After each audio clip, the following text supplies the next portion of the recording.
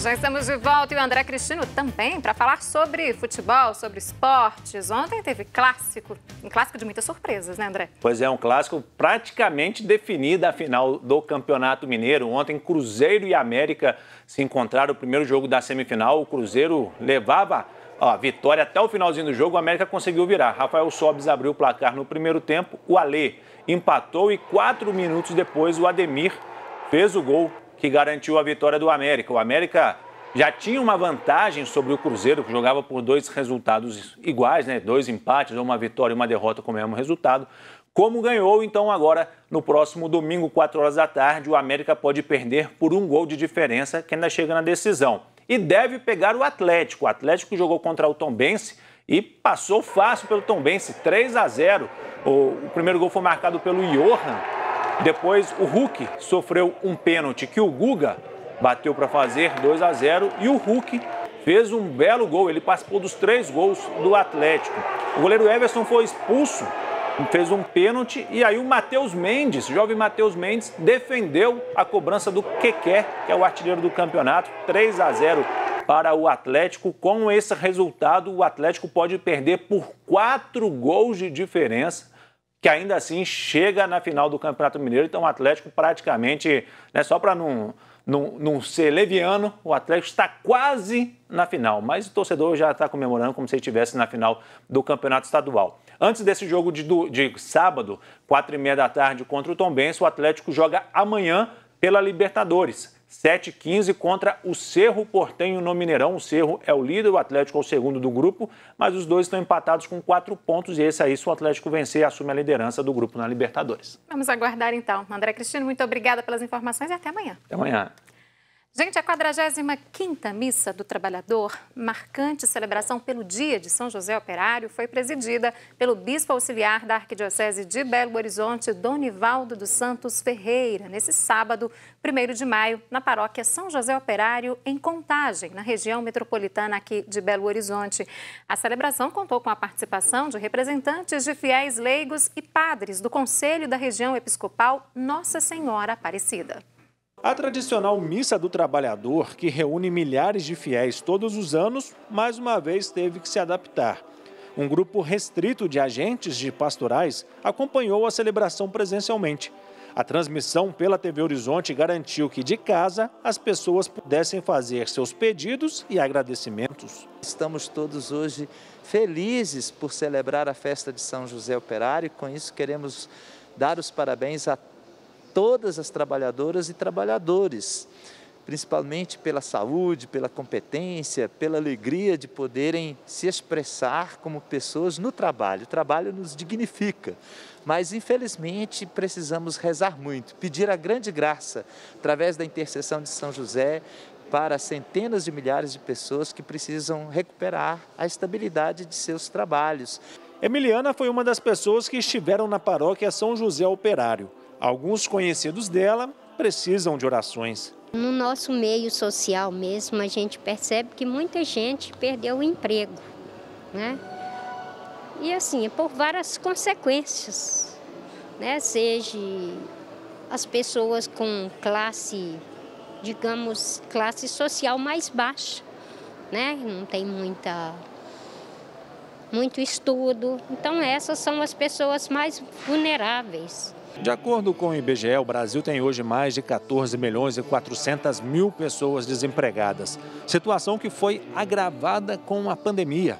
A fé é o alento de que essa situação vai mudar. A Igreja Católica está vivendo o ano de São José, santo dos trabalhadores que trabalham com as mãos, a quem muitos pedem ajuda para que também possam conquistar o pão com o próprio suor.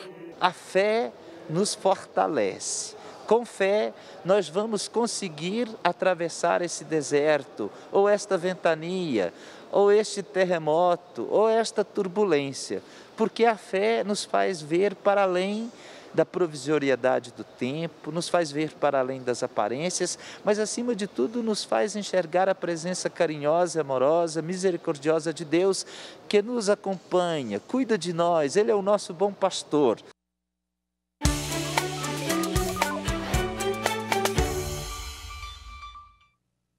O prazo para a declaração do imposto de renda foi prorrogado para o dia 31 de julho. Inicialmente, ou melhor, 31 de maio, né? Inicialmente, a entrega deveria ser feita até 30 de abril, mas a Receita prorrogou por mais um mês, portanto, até maio. A possibilidade de uma nova prorrogação existe, mas o projeto de lei que altera o prazo, portanto, ainda depende de sanção do presidente da República. No ano passado, o prazo também foi prorrogado por decisão administrativa. Só depois a Câmara dos Deputados aprovou a prorrogação para 31 de julho. E muita gente que ainda não fez a declaração está com dúvidas. Bom, para esclarecer, então, algumas destas dúvidas, eu converso agora aqui no Horizonte Notícia com o professor do curso de Ciências Contábeis da PUC Minas, professor Carlos Alberto de Carvalho Júnior. Bom dia, professor. Bem-vindo mais uma vez aqui ao Horizonte Notícia. Bom dia, Cília. É um prazer estar aqui novamente. Nós estamos falando dessa questão da prorrogação aí. Já foi prorrogado o prazo, pode ser prorrogado mais um tempo, mas nada de deixar para a última hora, né, professor?